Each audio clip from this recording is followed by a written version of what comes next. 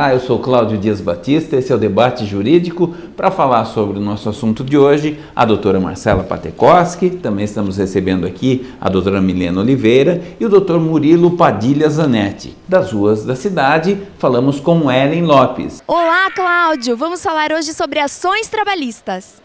Obrigado, Ellen. Doutor Murilo Padilha Zanetti, o que são ações trabalhistas? Como é que é essa história? Então, doutor Cláudio, quando acontece a fim da relação trabalhista, o empregado é demitido ou pede a demissão, né? Geralmente pode ficar alguns créditos resultantes que tem direito esse empregado. Daí ele tem que ingressar com uma ação trabalhista na Justiça do Trabalho. O legal de ver é que a Justiça do Trabalho, ela funciona. A Justiça do Trabalho ela é muito eficiente. Ao contrário da Justiça Estadual, a Justiça do Trabalho faz com que os processos sejam solucionados. O ano passado, de 100 casos, 51 foram solucionados em um ano. Na Justiça Comum não é dessa maneira? Na Justiça Comum não. Na Justiça Comum, apenas 25 casos de 100 casos que entraram lá foram resolvidos em um ano. A pergunta é, será que as pessoas entendem que têm direitos? Ellen? As pessoas entendem que têm direitos trabalhistas, mas será que elas entram na justiça contra as empresas? Isso nunca aconteceu comigo, mas se acontecesse eu correria atrás sim, com certeza. Nunca aconteceu isso comigo, mas eu acho que assim, toda pessoa tem direito, né, a ir atrás, né. Direito trabalhista também, assim, existem empregos, serviços que a gente trabalha e não recebe. São alguns que não são reconhecidos tecnicamente, né. Mas, assim, são complicados e eu entro na justiça mesmo porque é um direito. Você trabalhar sem férias, viver sem 13º é complicado. Então, nada melhor do que a gente buscar o nosso direito. Quando eu pedi a conta, eu não recebi nada. E ainda fiquei, segundo o RH, falou que eu fiquei devendo para a empresa. Eu acho que isso não existe, né? Eu entrei com a ação no sindicato, mas o sindicato não fez nada. Ainda não, mas estou prestes a entrar na justiça por causa de um direito de ir no médico. Ser mandado embora por ter ido no médico. Já e estou até hoje. Não resolveu ainda. Teve um problema que eles não pagavam o FGTS. Mas aí eu fui, conversei com eles, expliquei o que estava acontecendo e eles acertaram. Então foi rápido, não precisou entrar em processo nenhum. Estima-se que a cada 10 pessoas que têm direitos trabalhistas, apenas 2 entram com ações na justiça. Ellen Lopes, Debate Jurídico. Com isso a gente fica pensando, será que as pessoas têm algum medo com relação a isso, doutor Murilo? Alguma coisa faz com que a pessoa fale, não vou entrar? Existe sim, doutor Cláudio. As pessoas têm um pouco de receio. Por quê? Eu entrei com uma ação na justiça, será que vão me contratar depois disso? Pessoal, pode ficar tranquilo. A justiça não tem nenhum cadastro dizendo esse daqui já foram demandantes, esse daqui não foram demandantes. Tanto que se você entrar no site da Justiça do Trabalho, não tem nenhum campo de pesquisa por nome, ao contrário das outras justiças. Então por que faz isso? É a proteção do empregado. A Justiça do Trabalho pensa no empregado, ela protege. Ok, se proteger também, às vezes a gente tem que olhar de outros ângulos. Não acaba sendo muito feroz essa maneira da Justiça do Trabalho de apoiar o empregado em detrimento do empregador? Não acontece esse apoio e nem essa proteção exacerbada. O que acontece é o quê? É apenas o equilíbrio entre as partes. O empregador tem maior força e por causa disso é que o empregado tem algumas vantagens. Vamos falar um pouquinho sobre assédio moral. É uma palavrinha que a gente tem ouvido no rádio, tem ouvido na televisão, mas vamos entender o que essa expressão quer exatamente dizer. Doutora Milena Oliveira, o que quer dizer isso? O assédio moral ele é configurado quando o trabalhador é exposto a uma situação humilhante e constrangedora no desempenho das funções dele. Esse assédio, na maioria das vezes, ele se dá na relação hierárquica. Geralmente o chefe superior na relação hierárquica comete o assédio moral no trabalhador, mas também pode ocorrer entre trabalhadores que estão na mesma escala, no mesmo nível hierárquico. Doutora Marcela, como é que se caracteriza? Como é que dá para dizer assim, não, isso aqui está dentro de um assédio moral? Tá, então, é importante frisar que o assédio moral, ele não se caracteriza por um fato isolado.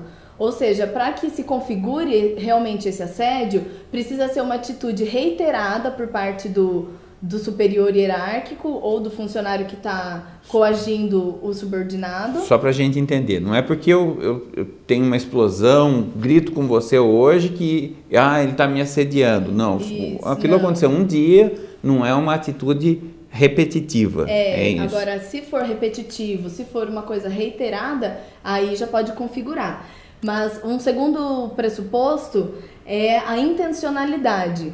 Para que se configure o assédio, o agressor precisa ter uma finalidade com aquele comportamento. Ou seja, por exemplo, eu vou tomar essa atitude com um determinado funcionário para que ele peça conta do emprego, para prejudicar mesmo a pessoa que está sendo coagida. Então, doutor Murilo tem uma questão que é parecida com isso, né, doutor? O que aconteceu?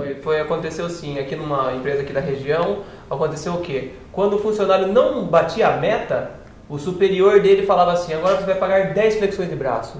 E a pessoa tinha que descer no chão e fazer 10 flexões de braço na frente de todos os companheiros de trabalho. Isso é degradante, né? Não, o assédio moral configurado. A justiça configurou em todos os casos como assédio moral. Já foi julgado, inclusive, esse processo chegou no final. O que mais que ajuda a caracterizar o dano moral, doutora Marcela? Outra característica do assédio moral é a direcionalidade. Ou seja, precisa ser direcionado a uma determinada pessoa de um determinado grupo. Também a temporalidade, que essas atitudes devem ocorrer durante a jornada de trabalho do empregado e durante o exercício das suas funções. E a degradação deve ser deliberada nas condições de trabalho. Certo, quer dizer que tem que ter realmente uma intenção forte ali de se atingir a pessoa, degradar a pessoa.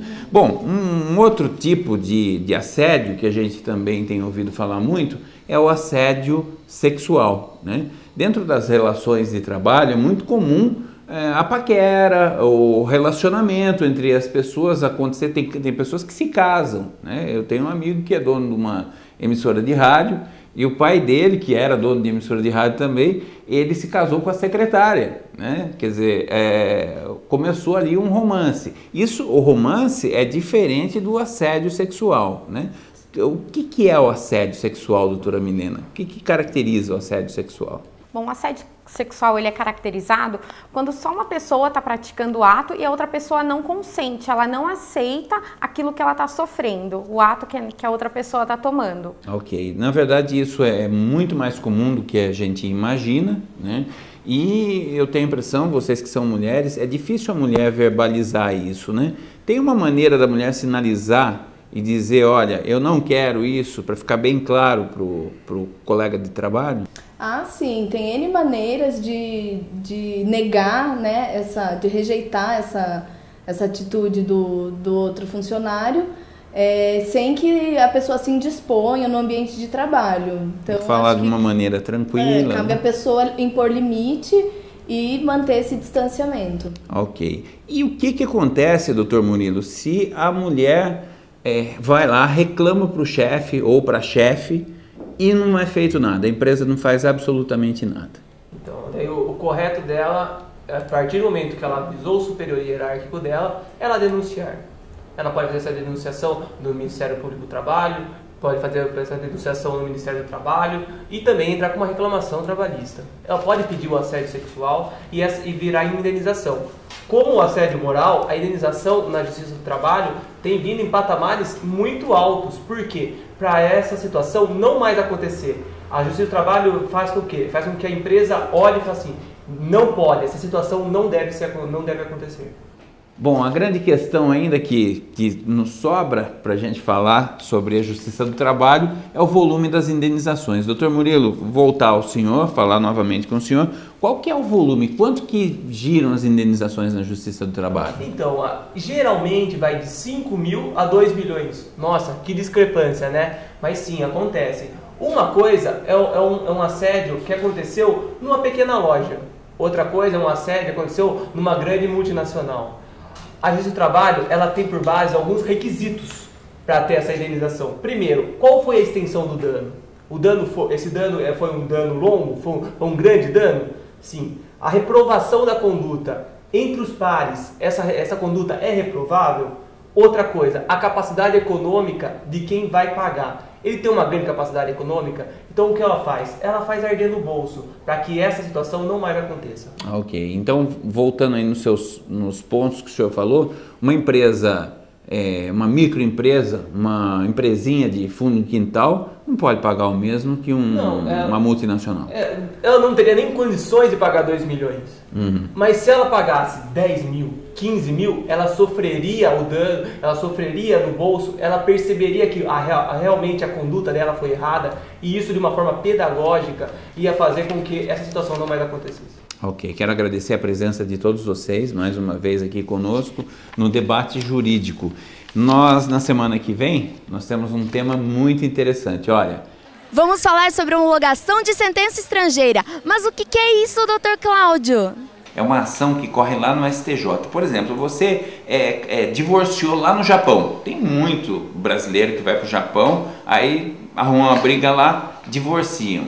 Essa decisão da justiça japonesa não pode simplesmente ser aceita no cartório de registro aqui no Brasil. Ela precisa passar por uma homologação. O STJ dizendo, ó, tá tudo certo de acordo com a legislação brasileira e nós precisamos homologar. Nós vamos falar sobre isso no nosso próximo programa Debate Jurídico. Eu espero você na semana que vem. Um grande abraço e até lá!